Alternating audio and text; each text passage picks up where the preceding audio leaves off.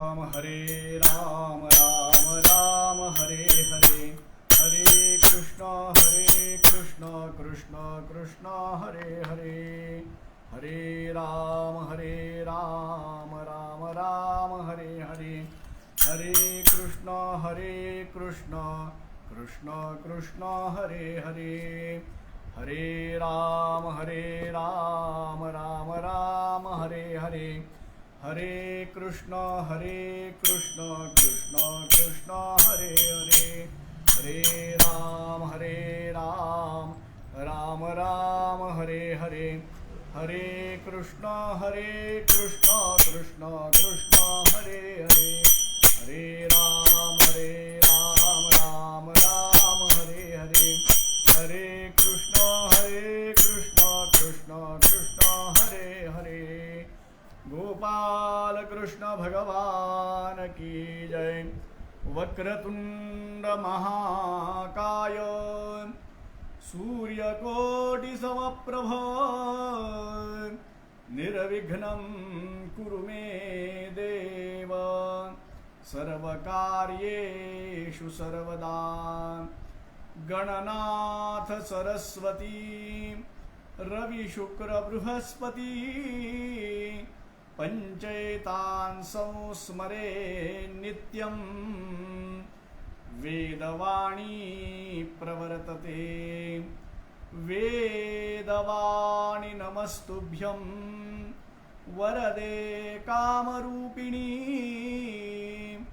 ग्रंथारंभं करिष्यामि प्रसन्ना भव सर्वदा। ऋषिकल्पं रामभक्तं गुरुं यज्ञेश्वराभिधं चतुर्वेदेश्वरः प्राणं प्रणमामि पुनः पुनः।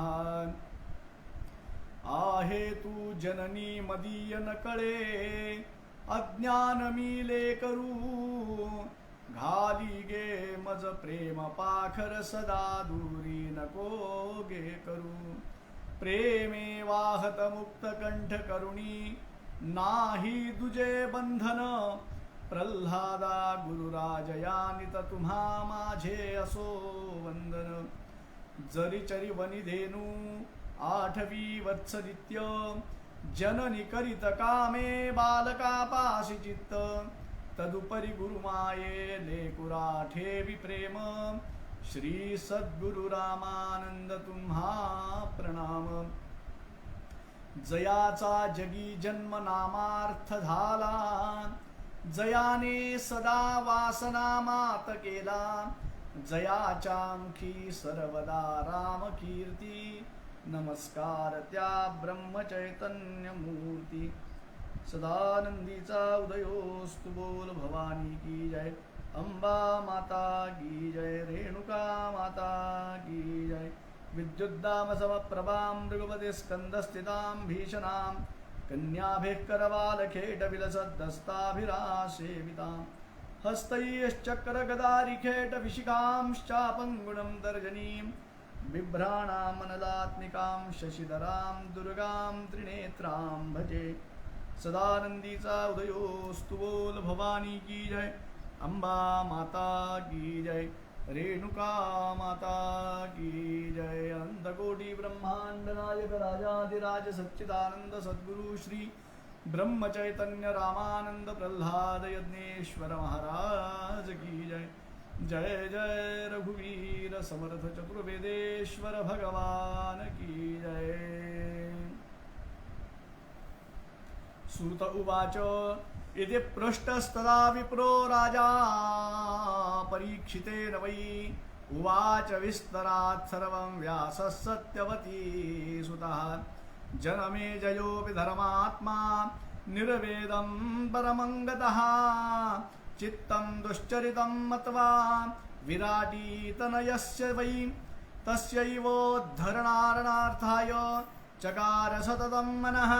विप्रावमान पापेन यमलोकं गतस्य वै व्यास उवाच स यदा निहतो रौद्रो हिरण्यकशिपुर्नृप अभिषिक्तस्तदा राज्ये प्रह्लादो नाम तत्सुतः तस्मिञ्छासति दैत्येन्द्रे देवब्राह्मणपूजके मखैर्भूमौ नृपतयो यजन्त श्रद्धयान्विताः ब्राह्मणाश्च तपोधर्म तीर्थयात्राश्च कुर्वते वैश्चाश्च स्वस्ववृत्तिस्था शूद्रा शुश्रूषणे रताः.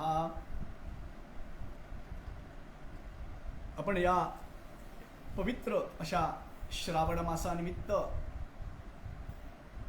महिनाभर देवी भागवत यथाशक्ती श्रवण करण्याचा आपण प्रयत्न करत आहोत. देवी भागवत झालं, श्रीमद भागवत झालं, संपूर्ण होत नाही.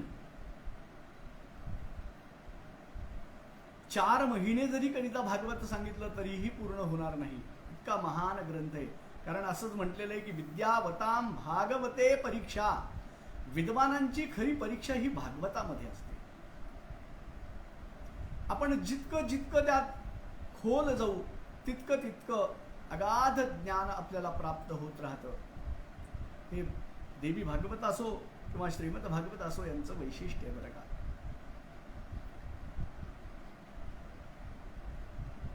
एका विशिष्ट निमित्तामुळं काहीतरी श्रावणात आपल्याला उपासना घडावी हा उद्देश आपण अंगी बाळगून तासभर तरी भगवंताच्या आपल्या वाणीतून गुणगान व्हावं हा उद्देश आपण जवळ ठेवून एवढ्याच करिता फक्त आपण कथा करत आहोत. कारण आपण भगवंतानी आपल्याला मुख कशासाठी दिलेले, आपल्याला कान कशासाठी दिलेले आहेत, आपल्याला हात कशासाठी दिलेले आहेत. वाणी गुणानुकथने श्रवणे कथायाम, आपल्याला वाणी दिलेली आहे ती भगवंताचं गुणगान करण्यासाठी दिलेली आहे. कान दिलेले आहेत, श्रवणेंद्रिय दिलेले आहेत, हे भगवंताची कथा श्रवण करण्यासाठी दिलेली आहे. म्हणून अशा पवित्र मासामध्ये आपण या देवी भागवताचं कथा श्रवण करत आहोत, रसग्रहण करत आहोत. काल आपण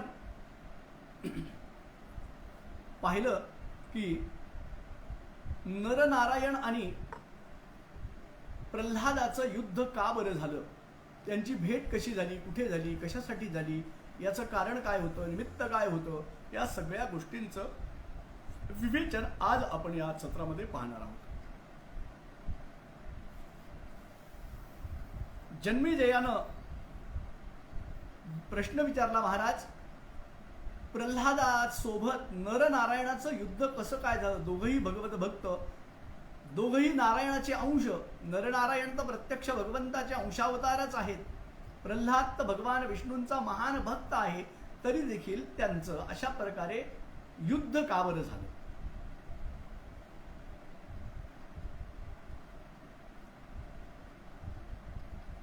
व्यास जन्मेजयाला सांगतात,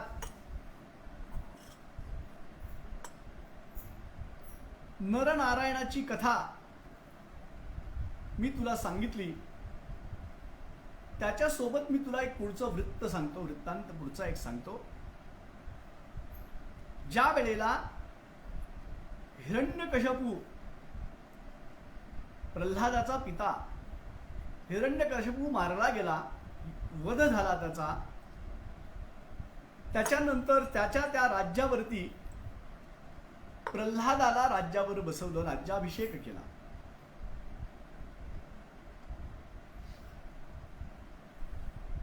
प्रल्हाद अत्यंत धार्मिक, देव ब्राह्मणांची नित्य पूजन करणारा, यज्ञ यागातिक सर्व कर्म करणारा, पृथ्वी तलावरील इतर सगळ्या राजांना सुद्धा तो हवासा वाटायचा. सगळ्यांशी तो सौख्याने वागायचा, कुणाला त्रास द्यायचा नाही. सतत सर्वांना मदत करण्याची त्याच्यामध्ये एक वृत्ती होती. अत्यंत धार्मिक. त्याच्या राज्यामध्ये जे काही व्यापारी होते, जे ब्राह्मण होते, हे सगळे आपापलं कर्म विधियुक्त अत्यंत प्रामाणिकपणे करायचे. ब्राह्मण आपला नित्यक्रम, यज्ञ यागातिक सर्व कर्म, नित्य उपासना, अनुष्ठान, आचार आचरण हे सगळं करायचे. त्याचप्रमाणे वैश्य देखील आपला जो काही व्यवसाय होता, व्यापार होता, तो प्रामाणिकतेनं सगळं करायचे. त्यामुळे कुणाला दुःख नव्हतं, कुणाला कशाचीही भीती नव्हती, कशाचाही त्रास नव्हता. असं सुंदर अशा प्रकारचं त्याचं राज्य चाललेलं होतं प्रल्हादाचं. ज्या ठिकाणी प्रत्यक्ष नृसिंह भगवंतांनी प्रल्हादाची स्थापना केली होती, प्रल्हादाला राज्यावरती बसवलेलं होतं, त्या ठिकाणी काय कमी असणार. भगवान नृसिंहाच्या विष्णूच्या कृपेनं राजा अत्यंत सावधगिरीनं आणि उत्तम अशा प्रकारचं राज्य करत असताना एक गोष्ट अशी घडली.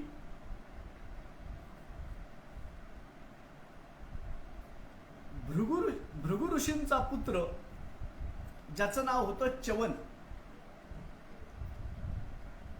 एकदा तो नर्मदा स्नानासाठी नर्मदेच्या तीरावरती आला.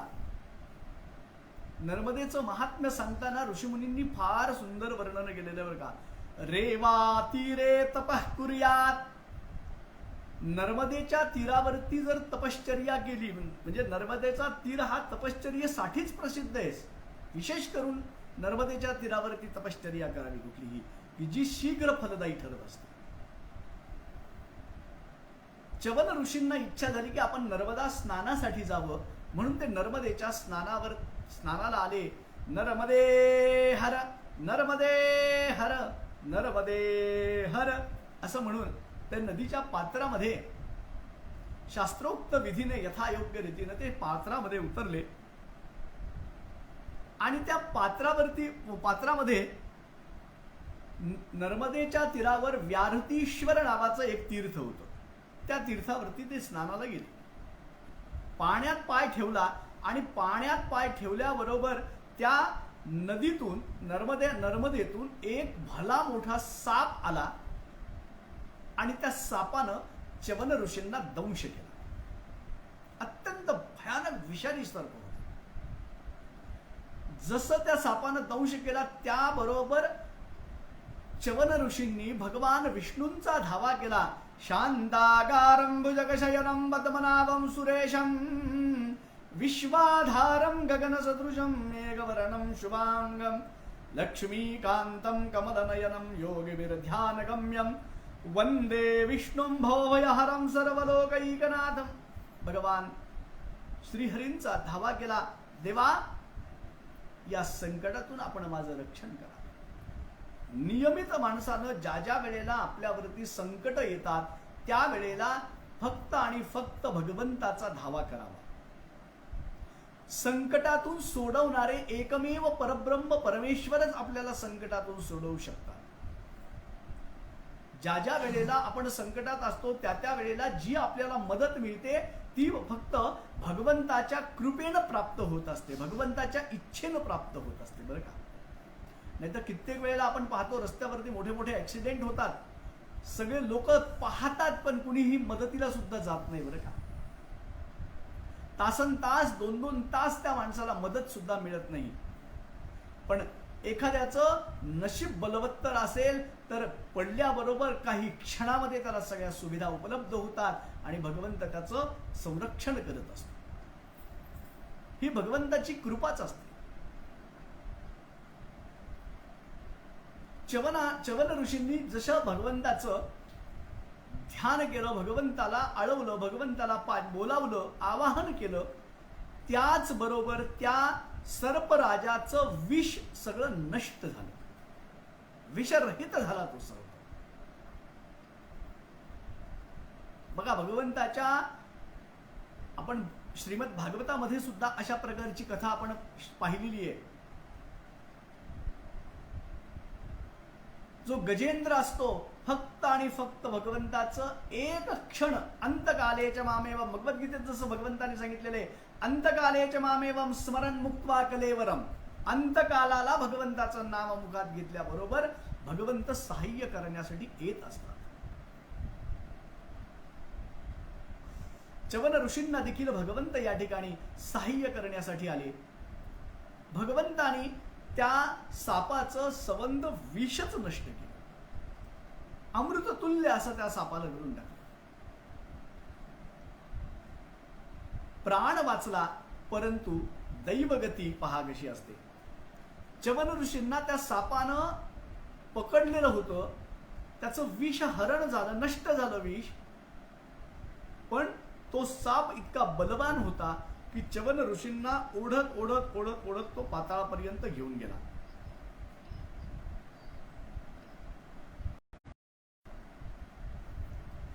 आता आपण कुठे आलो आहोत, काय आहे, बाहेर कसं जायचं हे काही त्यांना सुचत नव्हतं. मग ते इतस्ततः त्या पाताळामध्ये फिरत फिरत फिरत फिरत होते. काही नाग स्त्रिया ऋषी समजून त्यांचं पूजन करायच्या. जो त्या ठिकाणी त्यांना भेटेल ते सगळेजण त्यांचं पूजन करायचे, साष्टांग नमस्कार करायचे. एक दिवस राजा प्रल्हाद असाच फिरत फिरत फिरत असताना त्यांनी मुनींना पाहिलं.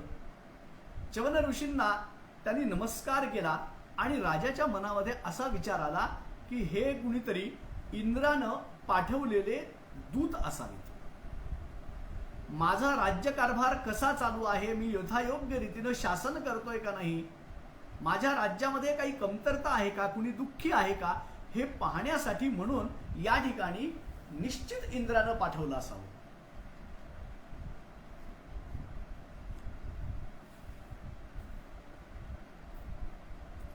त्या ऋषींना त्यांनी विचारलं, नम्रतापूर्वक विचारलं, महाराज आपण कोण आहात, खरोखर मला सांगा. मला असं वाटतं की इंद्राने कदाचित माझ्याकडे तुम्हाला माझ्या राज्याचं निरीक्षण करण्यासाठी पाठवलेलं असावं. त्यावेळेला त्या च्यवनांनी सांगितलं, राजा मला त्या इंद्राशी काहीही देणं घेणं नाहीये. इंद्राचा आणि माझा काहीही काडी मात्र संबंध नाहीये.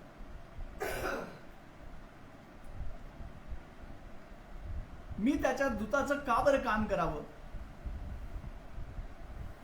मी भृगु ऋषींचा पुत्र च्यवन आहे. मला सापानं ओढत ओढत या ठिकाणी आणलं म्हणून मी या ठिकाणी आहे. भगवान विष्णूंच्या कृपेनं त्या सर्पाचं विष नष्ट झालं म्हणून मी जिवंत राहिलो, परंतु दैवगतीमुळे त्या सापानं, त्या सर्पराजानं मला इथपर्यंत घेऊन आलेलं आहे. आणि या ठिकाणी मी फिरत फिरत असताना सहज रीतीनं तुझी भेट झाली, एवढाच माझा वृत्तांत आहे. बाकी माझा काहीही संबंध नाहीये इंद्राशी. तर माझा काही दूर पर्यंत इंद्राशी माझा संबंध नाहीये. अशा प्रकारचं वाक्य ऐकलं. च्यवनांनी सांगितलं, राजा तू जसा भगवान विष्णूंचा भक्त आहेस ना, तसा मी सुद्धा विष्णूचा भक्त आहे. आपण दोघेही भगवान विष्णूंचे भक्त आहोत. त्यामुळं मी कुठल्याही प्रकारचं इंद्राकडनं पाठवलेलं प्याद नाहीये. इंद्रानं पाठवलेला मी इंद्राचा सेवक नाहीये, इंद्राचा दूत तर नाहीच नाही. त्यामुळं तू भयभीत होऊ नको, चिंता करू नकोस. मी जे सांगितलंय ना ते सत्य आहे. मी महान विष्णू भक्त आहे. मी कधीही असत्य बोलत नाही. हे ऐकल्यावर प्रल्हादाला अत्यंत आनंद वाटला आणि त्यांनी सांगितल्याप्रमाणे प्रल्हादानं मग विचारलं, महाराज आपण या नर्मदा तीरावरती, नर्मदेच्या तीर्थामध्ये स्नानासाठी आपण आलात. माझी आपणास एक विनंती आहे, प्रार्थना आहे की पृथ्वी तलावरच्या नानाविध तीर्थांचं वर्णन आपण मला करावं. कोणते कोणते तीर्थ आहेत, कुठल्या तीर्थाला काय काय फल प्राप्त होतं, याचं वर्णन आपण मला करावं. तसेच पाताळ लोकामध्ये सुद्धा काही तीर्थ असतील तर ते सुद्धा मला आपण सांगा, की जे तिन्ही लोकांमध्ये अत्यंत पुण्यदायक असतील, पुण्य फल प्राप्त करून घेणारे असतील, असे मला सांगा. तसे तर पृथ्वी तलावरचे लोक सगळ्यांना पुण्य संपादन करायचं असतं, पुण्य तर घ्यायचंच असतं, सगळ्यांना पुण्य पाहिजे असतं. पुण्यस्य फलमिच्छन्ति पुण्यं न कुर्वन्ति मानवाः पुण्याचं फलाची अपेक्षा असते, पण पुण्य करण्याची इच्छा मात्र माणसाची नसते बरं का. ज्या राजा बलीनं सांगितलं, महाराज मला आपण सगळ्या तीर्थांचं वर्णन करा,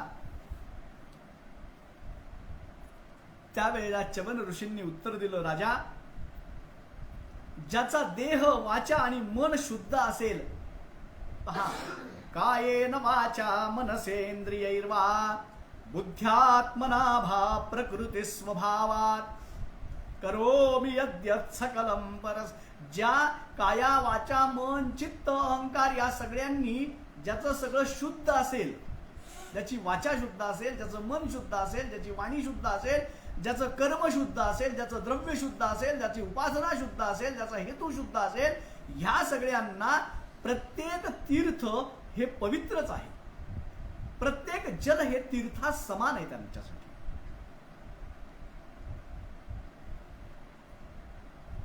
प्रत्येक पावली त्याच्यासाठी तीर्थ आहे.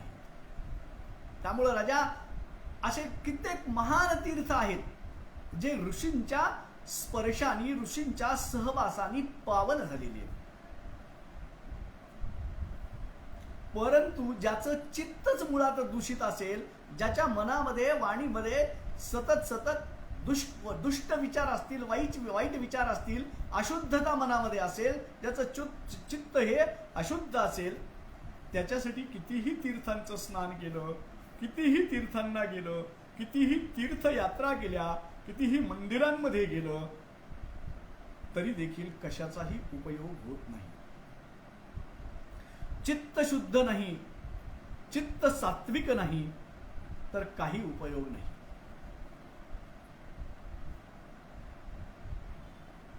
या सगळ्यांचं चित्त जर शुद्ध नसेल तर गंगा सुद्धा निरुपयोगी आहे. यांचं गंगा सुद्धा पाप धूत नाही, नष्ट होत नाही, असं शास्त्रांनी सांगून ठेवलेलं आहे बरं का.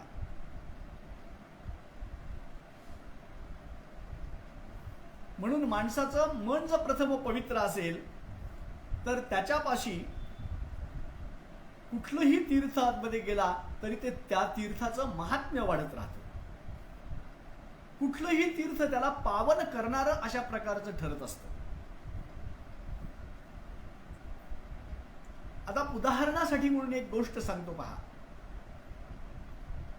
गंगेच्या तीरावरती पहा, गंगेच्या तीरावरती खूप लोक राहणारे असतात, वाड्या असतात, वस्ती असतात, खेडी असतात, मोठे गाव असतात, नगर असतात,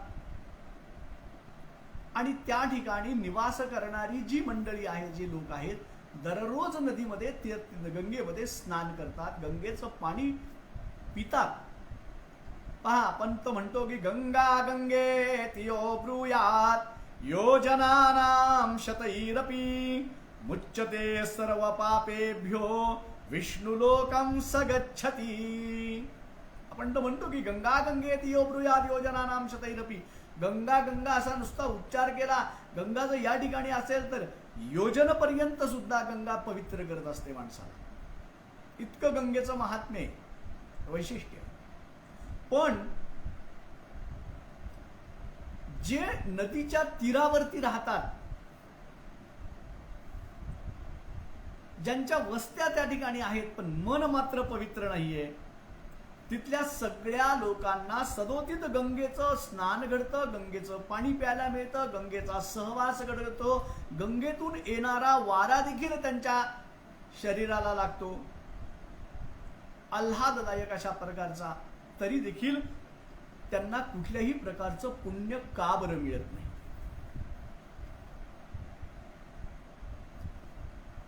त्याचं मुख्य कारण हेच आहे की चित्त शुद्ध नसतं. म्हणून राजा तीर्थयात्रा आणि अशा सर्व धार्मिक क्षेत्रांच्या बाबतीत सुद्धा हाच नियम लागू होतो बरं का. ज्यांना शुद्ध होण्याची अपेक्षा असेल त्यांनीच फक्त तीर्थयात्रा कराव्या. अन्य क्षेत्रे कृतं पापं पुण्यक्षेत्रे विनश्यति, पुण्यक्षेत्रे कृतं पापं वज्रलेपो भविष्यति. ज्यांना आपण जे काही कर्म या ठिकाणी करत असतो ते तीर्थक्षेत्रावरती गेल्यानंतर जर माणसाचं मन शुद्ध झालं तर आहे ते सगळं पाप नष्ट होतं. पण जर करता पुण्यक्षेत्रावर जाऊन जर माणसाचं चित्त शुद्ध झालं नाही तर मात्र त्या ठिकाणी केलेलं जे पाप असेल ते वज्रलेपासारखं होतं. बरं, म्हणून माणसानं आपलं मन अगोदर शुद्ध करावं आणि मन शुद्ध झाल्यानंतर त्या चित्तामध्ये सगळ्या ठिकाणी फक्त आणि फक्त परमेश्वराचा वास असावा, सच्चित्त असावा, सात्विक भाव जागृत व्हावा, तरच त्या तीर्थाचं पावित्र्य माणसाला उपयुक्त होत ठरतं आणि त्याला त्या तीर्थयात्रेचं, त्या तीर्थाच्या स्नानाचं फल प्राप्त होत असतं.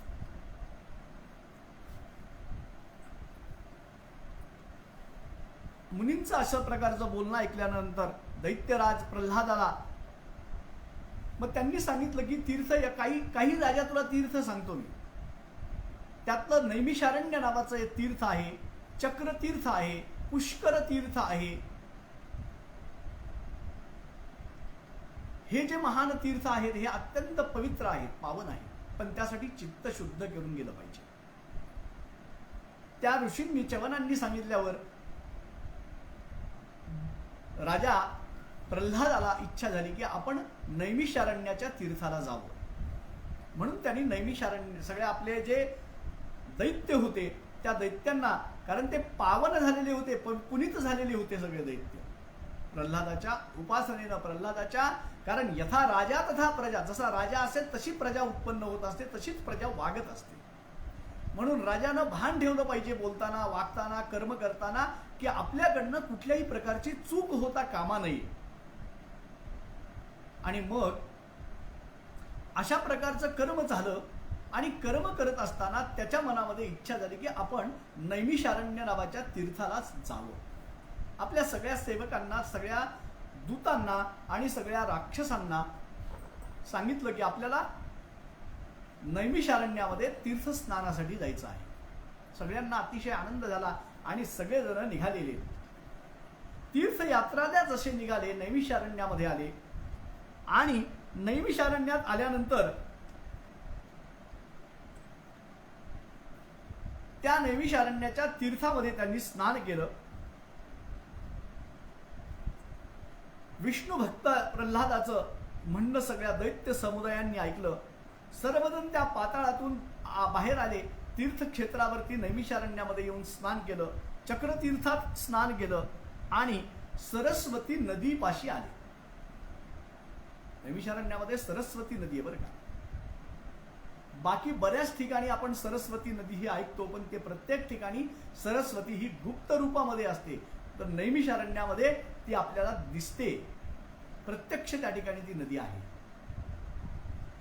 सरस्वती नदीच्या काठावर आल्यानंतर पुन्हा त्या ठिकाणी त्यांनी त्या तीर्थामध्ये स्नान केलं आणि प्रसन्न मनानं दैत्य शिरोमणीनं अत्यंत नम्रतापूर्वक नर्मदा सरस्वतीला प्रणाम केला, नदीला प्रणाम केला.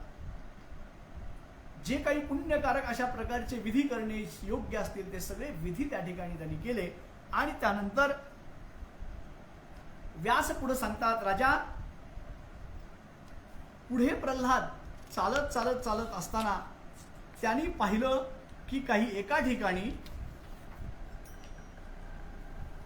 असा प्रकार त्याच्या लक्षात आला की काही एक मोठं असं वटवृक्ष आहे आणि त्या वडाच्या झाडाच्या खाली प्रचंड बाणांचा ढीग आहे की ज्याला गिधाडाचे पंख लावलेले आहेत.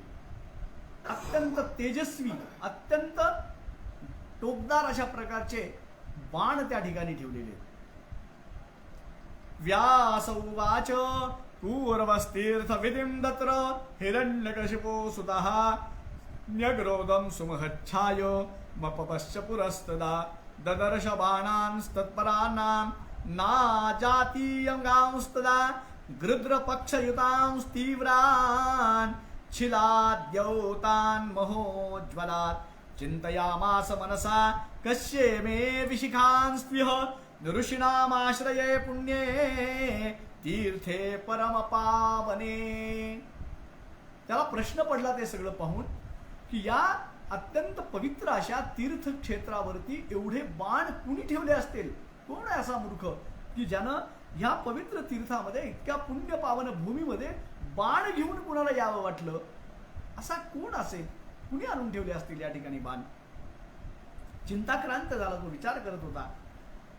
लोकांना खरोखर समजत नाही की आपण तीर्थक्षेत्रात गेल्यावर काय करावं. त्या तीर्थाचं पावित्र्य सुद्धा नष्ट करतात. तीर्थक्षेत्रात गेल्यानंतर त्या तीर्थामध्ये स्नान करताना आपले वस्त्र काढलेले ते तीर्थामध्ये धुवू सुद्धा नये. तीर्थामध्ये कधी गुळणा करू नये. तीर्थामध्ये कधी मलमूत्र विसर्जन करू नये. तीर्थामध्ये कधी नानाविध पदार्थ फेकू नयेत. जसे निर्माल्य वस्तू, कॅरी बॅग, काय नानाविध प्रकारचे लोक घाण त्या ठिकाणी तीर्थामध्ये जाऊन फेकतात. आणि परत आपण ज्या वेळेला जातो त्या तीर्थामध्ये स्नान करायला स्वतःच म्हणतात काय लोक घाण करतात, स्वतःच टाकतात आणि स्वतःच म्हणतात. आता तर नवीन ठिकाणी आता पाहतोय आम्ही, तीर्थक्षेत्रावर ज्या वेळेला जातात त्यावेळेला त्या काही लोक असे याचे द्रोण, जे प्लास्टिकचे द्रोण आहेत, दिवा लावायचा म्हणून ते प्लास्टिकचे द्रोण घेतात आणि ते पाण्यामध्ये सोडतात. किती मोठं प्रदूषण होतं पहा. असं नाही करायला पाहिजे. एखादं छान पान घ्या, त्याच्यावरती व्यवस्थित रीतीने सोडा, ज्याचा नष्ट होईल ते पाण्यामध्ये गेल्यावर सुद्धा. एवं चिंतयादेन कृष्णाजिन धरौ मुनी सन्मुन्नंत जटाभारौ दृष्ट्वौ धर्मसुतौ तदा. पुढे गेले चालत चालत पाहत पाहत त्या ठिकाणी एका ठिकाणी त्यांनी असं एक दोन व्यक्ती पाहिले ज्यांचा अत्यंत सुंदर असा रेशमी जटाभार,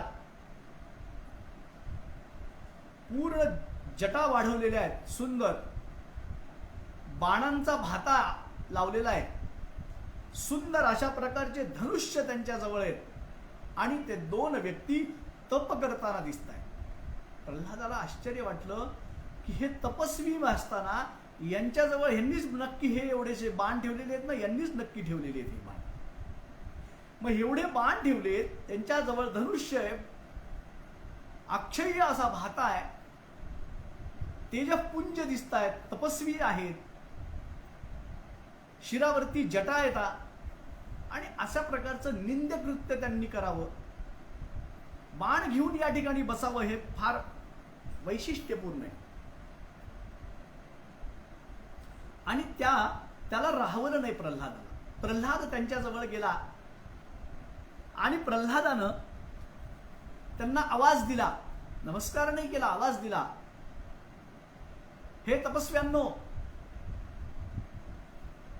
तुम्ही या ठिकाणी पवित्र तीर्थावरती असं कशा प्रकारचं धर्मविरोधी ढोंग करतायत, ही अशी कशी तपश्चर्या तुमची? सत्ययुगामध्ये अशा प्रकारची तुम्ही तपश्चर्या करतात, हे किती महत् आश्चर्य आहे. कलियुग असतं तर ठीक होतं की बाबा शापादपी शरादपी, शस्त्रही आपल्याजवळ पाहिजे, संरक्षणार्थ पाहिजे.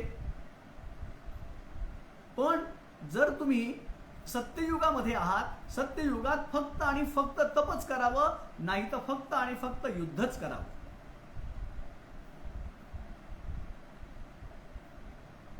शस्त्रधारण आणि जटाभार हे दोन्ही परस्पर विरोधी तुम्ही गोष्टी करताय. तप आणि युद्ध दोन्ही गोष्टी कशा शक्य आहेत?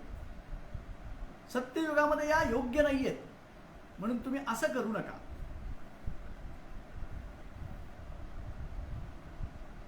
तुमच्या मस्तकावरती सुंदर अशा प्रकारचा जटाभार आहे की जसं की 1000 वर्ष तुम्ही तपश्चर्या केलेली आहे. हे सोडून द्या, इथून निघून जा. तुम्ही कोण आहात? देव आहात, दैत्य आहात, दानव आहात, मानव आहात, कोण आहात? अशा प्रकारचं निंदनीय कृत्य तुम्ही या ठिकाणी करत आहात. अशा प्रकारे ज्या वेळेला प्रल्हाद बोलला, त्या दोघांनी, ते दोघं होते म्हणजे नरनारायण, नरनारायणांनी डोळे उघडून पाहिलं आणि त्या प्रल्हादाला म्हणाले, हे दैत्यराजा, तू ज्या तीर्थामध्ये स्नान करण्यासाठी आलायस, फिरण्यासाठी आलायस, तुझं काम कर. आम्ही काय करावं याच्याशी तुला काय करायचं? तुला कशासाठी उठा ठेव की आम्ही बाण घेऊन बसलोय, धनुष्य घेऊन बसलोय, एवढा मोठा बाणांचा ढीग आम्ही या ठिकाणी टाकलाय, तुला काय करायचंय आमच्याशी? आम्ही काय करायचं आम्ही ठरवू, तुझं तू पहा. या भूतलावर आलायस, तीर्थाचं स्नान कर, फिर, तुला जे करायचं ते. आम्ही तुला अडवलं का? आम्ही तुला काही बोललोय का? त्यावेळेला प्रल्हादानं सांगितलं, अरे मूर्खंनो, तप आणि युद्ध दोन्ही एकत्रित होत नसतात म्हणून मी सांगतोय. त्यांनी सांगितलं, मूर्ख आम्ही नाही, आम्ही मूर्ख तू आहेस राजा.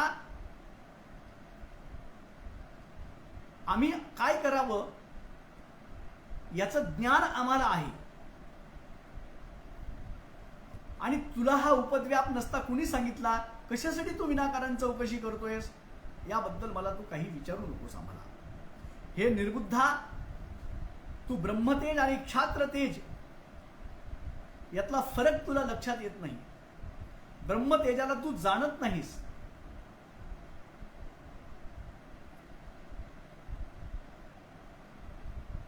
प्रल्हादानं उत्तरादाखल त्याला सांगितलं, अरे तपस्व्यांनो, तुम्हीच मूर्ख आहात, आणि शिवाय तुम्ही गर्विष्ठ पण आहात, अभिमानी आहात. धर्मसेतूचं प्रवर्तन करणारा,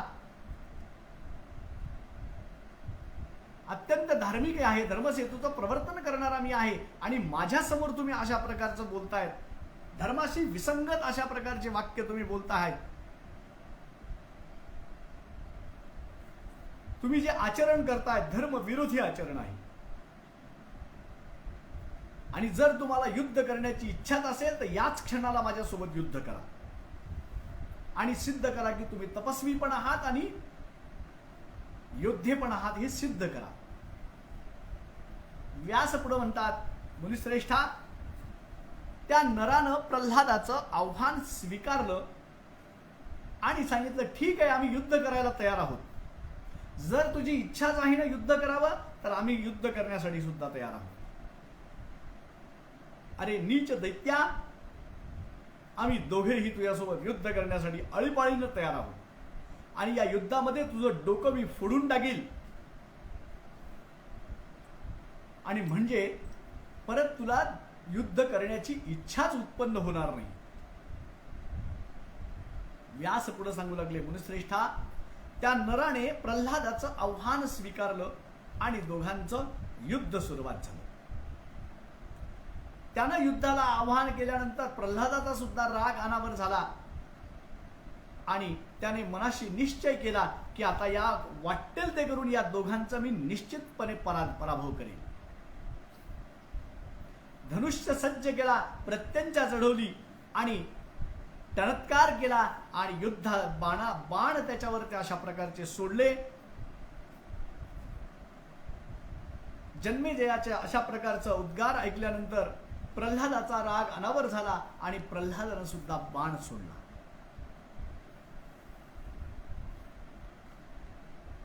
त्या नरानं बाणांचा वर्षावच सुरू केला. प्रल्हादानं सगळे बाण त्याचे तोडून टाकले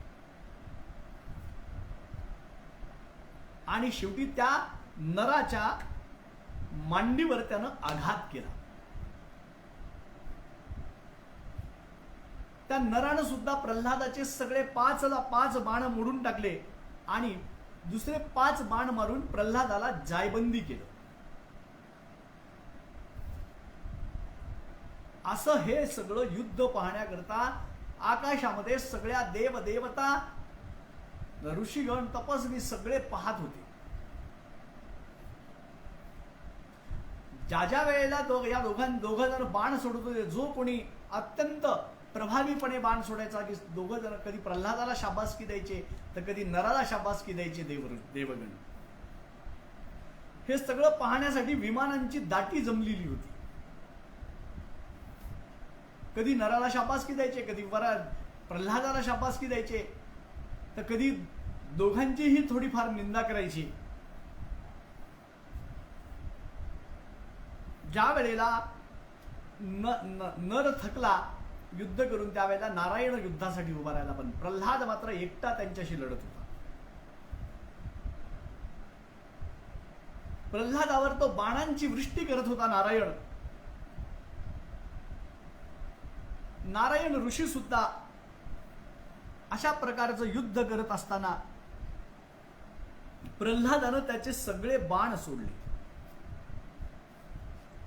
त्यावेळेला प्रल्हादाला सुद्धा अत्यंत तशाच प्रकारचं प्रत्युत्तर त्यांनी दिलं आणि प्रल्हादाचे सगळे बाण त्यांनी तोडले. अशा प्रकारचं युद्ध न भूतो न भविष्यती असं युद्ध, इतकं घनघोर युद्ध होतं. आणि किती दिवस युद्ध चाललं माहितीये? 1000 वर्ष युद्ध चाललं. 1000 वर्ष अविरत रात्रंदिवस युद्ध चाललं. इतकं महान युद्ध पाहिलं. आणि त्या यक्ष गंधर्व किन्नर सर्प नाग हे सगळे जण ते युद्ध पाहत होते. विद्याधर, चरड, नारद, पर्वतीय देव अनेक जण त्या याच्यामध्ये उपस्थित होते. नारद त्या पर्वतीय देवांना म्हणाले, तुम्ही यापूर्वी असं कधी युद्ध पाहिलंय का? वृत्रासूर, तारकासूर, मधुकैटभ यांच्या देखील घनघोर युद्ध झाले, पण इतकं घनघोर युद्ध झालं नाही कुणाचं.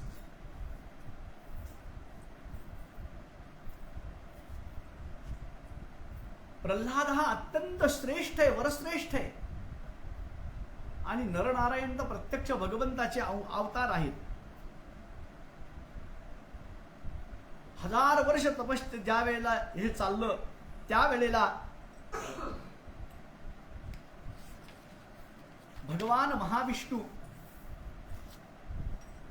चतुर्भुज रूप धारण करून त्या ठिकाणी प्रकट झाले. प्रल्हादानं एक शक्ती नारायणाच्या मांडीच्या दिशेनं ज्या वेळेला सोडली, एकाच बाणामध्ये त्या शक्तीचे 7 तुकडे केले नारायणाने. आणि त्या 7 तुकड्यांचे पुन्हा 7 तुकडे असे 49 तुकडे केले. 1000 वर्ष युद्ध ज्या वेळेला चाललं, त्यावेळेला भगवान विष्णू पीतांबर धारण करून त्या ठिकाणी प्रकट झाले. सशंख चक्रम सगिरीड कीलक अशा प्रकारचं शंख चक्र गदा पद्म वनमाला धारण केलेले स्वच्छ वर्णाचे नारायण चतुर्भुज रूप धारण करून त्या प्रल्हादासमोर जसे प्रकट झाले, प्रल्हादानं शस्त्र खाली ठेवलं आणि भगवंताला साष्टांग नमस्कार केला. भगवंताची स्तुती केली. योऽन्तः प्रविश्य मम वाचमिमां प्रसुप्तां संजीवयत्र किल शब्दहरस्वधाम्ना अन्यांश्च हस्तचरण श्रवणत्वगादीन् प्राणान्नमो भगवते पुरुषाय तुभ्यं. भगवंताचा जय जयकार केला, भगवंताला साष्टांग प्रणिपात केला आणि प्रल्हादानं युद्ध थांबवलं. भक्तिपूर्वक हात जोडून भगवंताला म्हणाला, हे जगन्नाथा, हे विष्णू, मी खरोखर संभ्रमात आहे की हे दोघं जण माझ्या सोबत युद्धामध्ये आतापर्यंत का बरं पराजित झाली नाहीत. तुम्ही तर मला वरदान दिलेले, तुम्ही वर दिलेला आहे, मला युद्धामध्ये कुणीही हरवू शकणार नाही, माझ्यासमोर कुणाचाही पाडावं लागणार नाही, टिकणार नाही माझ्यासमोर कुणी. पण 1000 वर्ष झाले मी यांच्याशी तपश्चर्या करतोय, अजून हे पराभूत झाले नाही. मी आश्चर्यचकित झालोय. त्यावेळेला भगवान विष्णूंनी सांगितलं, अरे यात आश्चर्य वाटण्यासारखं काय आहे? हे दोघेही सिद्ध माझेच अंश आहेत. हे दोघे जण नर आणि नारायण आहेत. त्यामुळे आता तू युद्ध संपव, युद्ध थांबव आणि तू पाताळात जाऊन माझी भक्ती कर. प्रल्हादानं भगवंताला सांगितलं आणि त्याबरोबर भगवान प्रल्हाद पाताळाला निघून गेला. नरनारायण सुद्धा पूर्ववत तपश्चर्येमध्ये मग्न झाले. जन्मेजयानी व्यासांना विचारलं, महाराज, जो तुम्ही मला वृत्तांत सांगितला तो ऐकून माझ्या मनामध्ये अत्यंत मोठा एक संशय उत्पन्न झालेला आहे. नरनारायण हे दोघे जण तपस्वी होते, शांत होते, विष्णूचे अंश होते, तीर्थवासी, सत्वगुणी आणि फलाहारी, कंदमुळे खाऊन संतुष्ट असणारे, आणि आपली तपश्चर्या सोडून त्यांना 1000 दिव्य वर्ष तप करण्याची, युद्ध करण्याची का बरं इच्छा झाली? युद्ध कशासाठी होतं? संपत्तीसाठी होतं, सत्तेसाठी होतं, किंवा स्त्रीसाठी युद्ध होतं? तर या दोघांनाही, प्रल्हादालाही नाही आणि नरनारायणालाही कशाचीही अपेक्षा नव्हती. ना सत्तेची अपेक्षा होती, ना धनाची अपेक्षा होती, ना स्त्रीची अपेक्षा होती.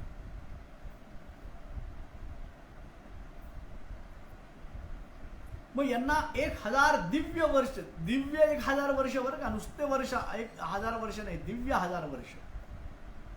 मग एवढे वर्ष तपश्चर्या यांना युद्ध करून सुद्धा यांना थकवा आला नाही का? थकले नाहीत का?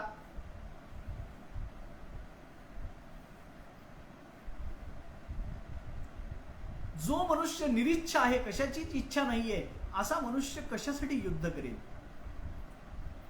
कारण आशा ही परमं दुःखम नैरास्यम परमं सुखम. आशा, इच्छा हेच सगळ्यांचं दुःखाचं कारण आहे. मग ज्याच्याजवळ कुठल्याही प्रकारची आशा नाही, इच्छाशक्ती नाही, असा माणूस का बरं युद्ध करेल? कारण जे खरोखर बुद्धिमान लोक असतात ते युद्ध किंवा विनाकारण चर्चा, विनाकारण भांडणं करण्यामध्ये ते आपला वेळ वाया घालवत नसतात. जे निर्बुद्ध असतात ते आपला वेळ भांडणामध्ये वाया घालवतात. विनाकारण त्यांना भांडण केल्याशिवाय करमतच नाही. भागवतात आपण श्रीमद भागवत चरित्रामध्ये पाहिलेले धुंदुलीचं वर्णन.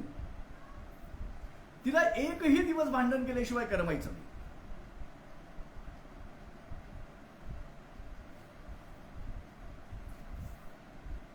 सर्व अशा प्रकारचं सर्व ज्या मृत्यू लोकावरती जन्म घेऊन अशा तऱ्हेची जे काही कर्म करतात, सगळ्यांना उत्कृष्ट फल प्राप्त करून देणारी ती भगवतीची उपासना जे करत नाहीत, त्यांच्या मनामध्ये अशा प्रकारची इच्छा उत्पन्न होणं हे स्वाभाविक आहे आणि त्यांना गतीही मिळणार नाहीये. पण या पावन तीर्थामध्ये अत्यंत निर्लोभी असताना ह्या दोघांनीही युद्ध केलं, याचं मला आश्चर्य वाटतं. आणि काहीच कारण नसतानाही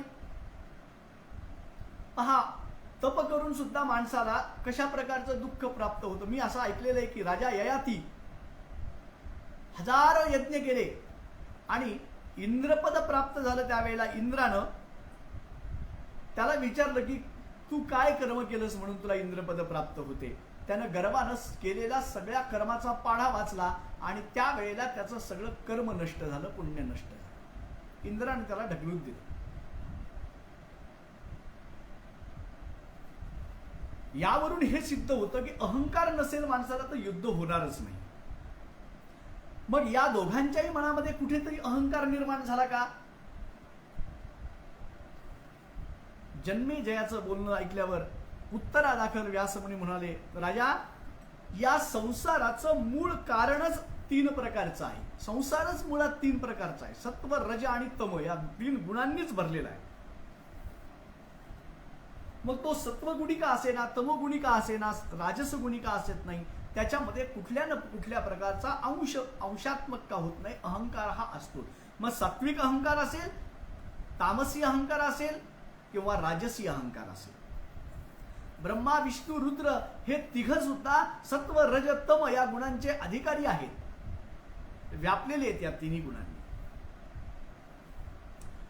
म्हणूनच या सगळ्यांना या 3 गुणांचा स्वीकार, या 3 गुणांमध्ये अडकल्यामुळं, या 3 गुण ज्यांच्यामध्ये आहेत त्यांना पुन्हा पुन्हा जन्म मृत्यूच्या फेऱ्यामध्ये फिरावं लागतं. पुनरपि जननम पुनरपि मरणम पुनरपि जननी जठरे शयनम. पुन्हा पुन्हा यांना जन्म घ्यावा लागतो, पुन्हा पुन्हा यांना पृथ्वी तलावर यावं लागतं, पुन्हा पुन्हा यांना नरक यातना भोगाव्या लागतात, पुन्हा पुन्हा यांना गर्भवासाचं दुःख भोगावं लागतं.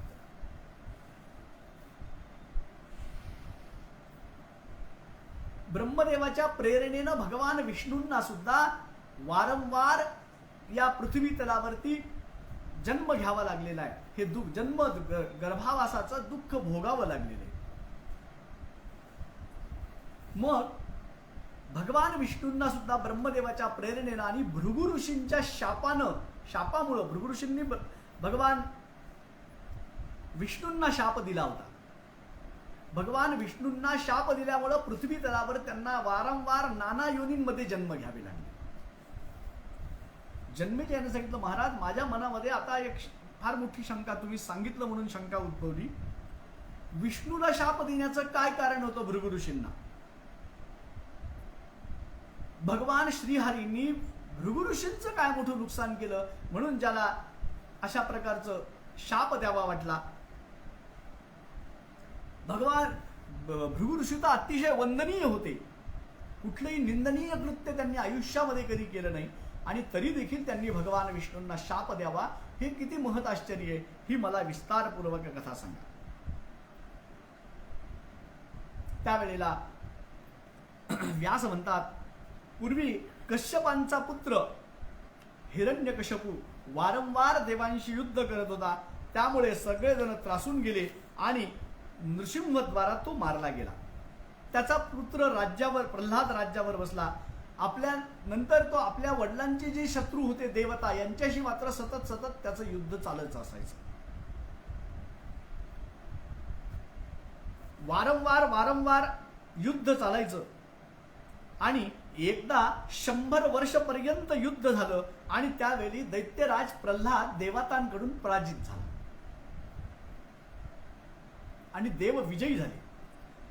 त्याला अतिशय दुःख वाटलं प्रल्हादाला आणि प्रल्हादानं आपल्या पुत्राचा जो पुत्र, विरोचनाचा पुत्र, ज्याचं नाव होतं राजा बली, याला राज्यावर बसवलं आणि आपण तपश्चर्येसाठी म्हणून निघून गेला.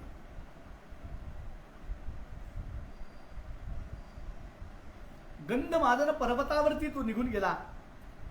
राजा बलीनं सुद्धा आपल्या पूर्वजांचा जो इतिहास होता त्याचप्रमाणे त्याचं वर्तन होतं. देवतांना त्रास देण्यासाठी सतत सतत सतत युद्ध करत असायचं आणि अशा प्रकारचं युद्ध चालत चालत असताना शेवटी देवांनी असुरांचा पुन्हा पराभव केला. भगवान विष्णूंच्या सहकार्याने इंद्राने पुन्हा असुरांना राज्यापासून दूर केलं. त्यावेळेला सगळे देवता शुक्राचार्य, जे राक्षस होते, दैत्य होते, हे शुक्राचार्यांना शरण गेले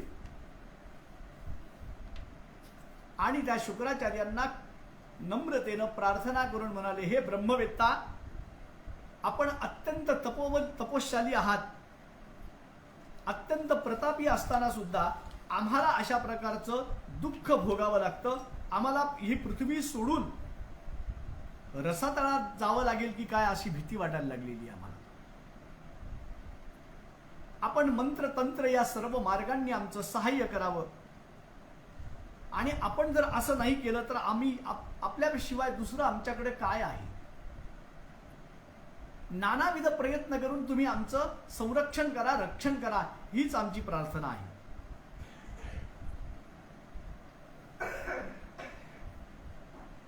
त्यावेळेला शुक्राचार्यांना कळवळ आला आणि शुक्राचार्यांनी सांगितलं, चिंता करू नका, मी तुमचं दुःख हरण करेल. तुम्ही निराशा सोडा, मी तुम्हाला सर्व धैर्य धरा, मी तुमचं सर्वार्थाने तुमची मी रक्षा करेन. इतक्यात सगळे इंद्राच्या हेतू इंद्र आणि सगळे देवता या दानवांना शोधत शोधत शोधत शोधत आले. त्यावेळेला सगळेजण शरण गेले शुक्राचार्यांना.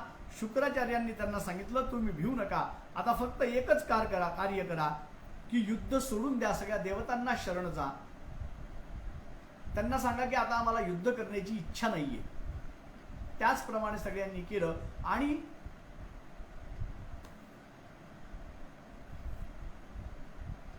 पुढे ते देवतांनी सगळ्या ते मान्य केलं आणि सगळ्या देवता आपापल्या स्थानावरती निघून गेल्या. शुक्राचार्यांनी दैत्यांना सांगितलं, चिंता करू नका, महत् प्रयत्नांनी मी तुमचं आता दुःख हरण करेन, पण त्याच्यासाठी मला काही वेळ द्यावा लागेल. मला काही आत्तापर्यंत या पृथ्वी तलावर देवतांकडे जे नाहीये ते मंत्र मला प्राप्त करून घेण्यासाठी उपासना करावी लागणार. महादेवाकडून मी जाऊन अशा प्रकारचे मंत्र मी सिद्ध करून घेतो. तोपर्यंत मात्र तुम्ही स्वस्थ चित्तानं शांत चित्तानं राहा.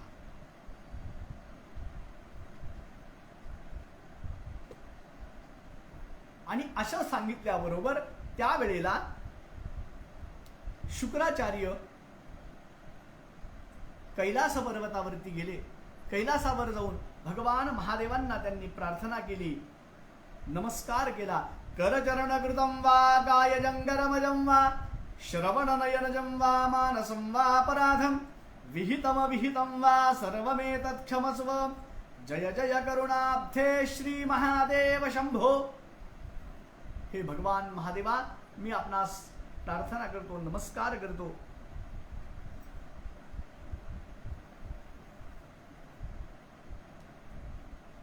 आणि भगवान महादेवांनी प्रसन्न होऊन शुक्राचार्यांना विचारलं, हे शुक्राचार्य, आपण कुठल्या उद्देशाने आला आहात? त्यावेळेला त्यांनी सांगितलं, महाराज देवा, माझा हेतू तर आपण जाणताच आहात, तरी देखील मी सांगतो. मला असे काही मंत्र द्या की जे पृथ्वी तलावर किंवा देवतांकडे सुद्धा नाहीत, ज्यामुळे मी दानवांना संतुष्ट करू शकेल, दानवांचं रक्षण करू शकेल, असे काही मला मंत्र द्या. महादेवांनी विचार केला की हे देवतांना त्रास करण्यासाठी, त्रास देण्यासाठी म्हणून मला मंत्र मागतायत, पण माझ्याकडे आलेल्याला मी विनमुख परत पाठवत नाही. म्हणून त्यांनी सांगितलं की ठीक आहे, काही हरकत नाही, पण तुला महत् तपश्चर्या करावी लागेल. 1000 वर्ष पर्यंत आपल्या डोक्यावर उभा राहून, म्हणजे शीर्षासनामध्ये तुला 1000 वर्ष पर्यंत तपश्चर्या करावी लागेल, तर मी असे काही मंत्र तुला देईन. शुक्राचार्यांनी मान हलवली आणि सांगितलं, महाराज काही हरकत नाही, मी तयार आहे.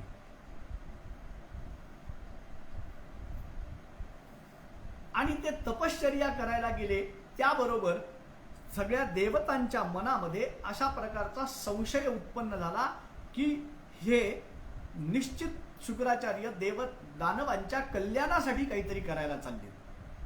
म्हणून आता आपण असं काही केलं पाहिजे की दैत्यांना शोधलं पाहिजे आणि दैत्यांना विचारलं पाहिजे की कशासाठी तपश्चर्येला गेले. कश्यप ऋषींच्या आश्रमामध्ये सगळे दानव थांबलेले होते, आपल्या पित्याच्या आश्रमामध्ये. त्या ठिकाणी सगळ्या देवता आल्या. देवतांना पाहिल्याबरोबर निशस्त्र अशा प्रकारचे जे दैत्य होते अत्यंत घाबरले आणि त्या ठिकाणाहून त्यांनी कसा बसा पळ काढला.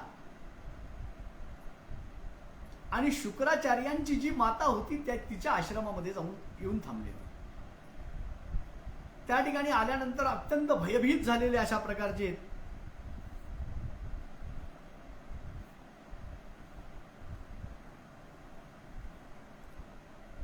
आणि अशा प्रकारचं पाहिलं सगळे. तोपर्यंत तिनं सांगितलं, चिंता करू नका, इथे आलायत ना, मी तुमचं निश्चित संरक्षण करते,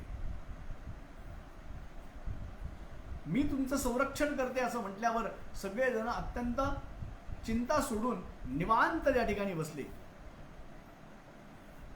भगवान महादेवांनी शुक्राचार्यांना 1000 वर्ष तपश्चर्या करत असताना फक्त धूम्रपान करायचं, धूम्रपान करत डोक्यावर उभा राहून, म्हणजे शीर्षासनामध्ये असताना धूम्रपान करायचं ना, 1000 वर्ष तपश्चर्या करायची, असाच संकल्प दिला होता.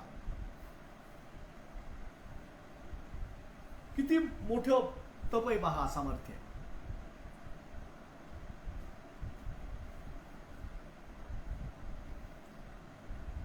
ज्या वेळेला त्या मातेच्या आश्रमामध्ये सगळे दानव आले, इंद्र त्या ठिकाणी आला, इंद्रात सगळ्या देवता आल्या आणि त्यांनी दानवांशी युद्ध करण्यास तयारी दाखवली. त्यावेळेला त्या शुक्राचार्यांच्या मातेनं सांगितलं, जमणार नाही, या ठिकाणी तुम्हाला युद्ध करता येणार नाही, मी असताना तुम्ही युद्ध करू शकत नाहीत, माझ्या तपस्सामर्थ्याने मी तुम्हाला भस्म करेल.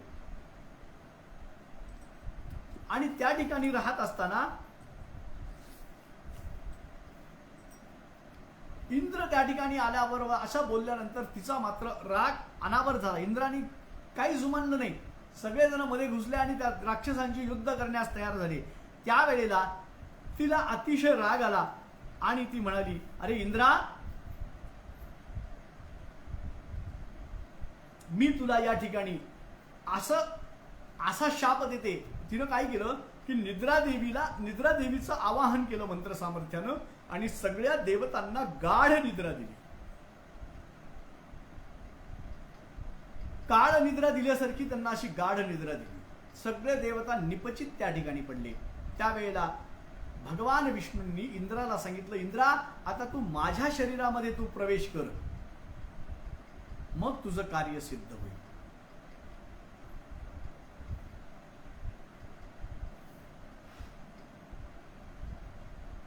आणि भगवान विष्णूंच्या शरीरामध्ये इंद्रानं योगमायेनं प्रवेश केला आणि त्यावेळेला भगवान विष्णूंनी सुद्धा अशा प्रकारचं विचार केला नाही की ही स्त्री आहे, अबला आहे, विधवा आहे, सद्वा आहे, काहीही विचार केला नाही आणि तिचं मस्तक छाटून टाकलं. मस्तक ज्या वेळेला छाटलं आपल्या सुदर्शन चक्राने, सगळ्या देवांना इंद्रानं आनंदानं भगवान हरीला नमस्कार केला, जय जयकार केला आणि सगळ्या देवता त्या भीतीपासून मुक्त झाल्या. यांची तपश्चर्या 1000 वर्ष तपश्चर्या चालू आहे. तपश्चर्येचा काही भंग झाला नाही. म्हणून शेवटी इंद्रानं विचार केला की कुठल्या मार्गाने यांची तपश्चर्या भंग करता येईल किंवा आपलं कार्य सिद्ध कसं करून घेता येईल याच्यासाठी एक योजना आखली. आणि ती योजना आपली जी मुलगी होती तिला शुक्राचार्यांकडे त्यांनी पाठवलं आणि त्या मुलीला शुक्राचार्यांकडे पाठवून आपला हेतू सिद्ध करण्यासाठी त्यांनी प्रयत्न केला.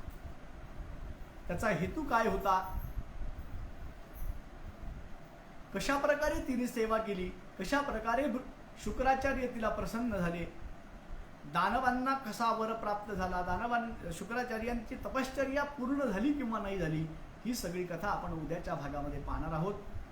आज झालेली वाङ्मय पुष्पसेवा सद्गुरूच्या चरणी आणि भगवतीच्या चरणी मी समर्पित करतो आणि याच ठिकाणी माझ्या वाणीला विराम देतो. गोपाल कृष्ण भगवान की जय. हरे राम राम राम हरे हरे, हरे कृष्ण कृष्ण कृष्ण हरे हरे, हरे राम राम राम हरे हरे, हरे कृष्ण कृष्ण कृष्ण हरे हरे. गोपाल कृष्ण भगवान की जय. सदानंदीचा उदयोस्तु बोल भवानी की जय. अंबा माता की जय. रेणुका माता की जय. अक्षरपदभ्रष्टं मात्राहीनं च यद्भवेत् तत्सर्वं क्षम्यतां देवी. प्रसीद परमेश्वरी कामेश्वरी जगन्माता सच्चिदानंद विग्रहे. गृहाणार्जामि मां प्रीत्या. प्रसीद परमेश्वरी, प्रसीद जगदीश्वरी.